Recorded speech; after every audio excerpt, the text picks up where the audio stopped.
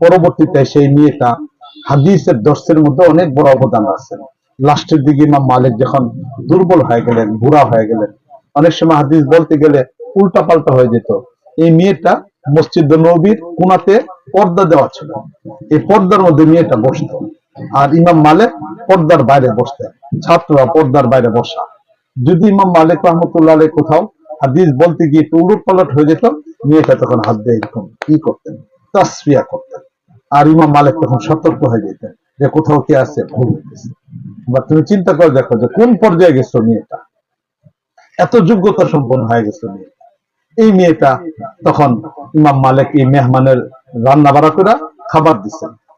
ইমাম শাফি রহমতুল্লাহ আলাইহি খাবার খাইতে বৈশা একলাই 2-3 জনের খাবার খেয়ে ফেলাইছেন, একলাই 2-3 জনের খাবার খেয়ে ফেলছেন।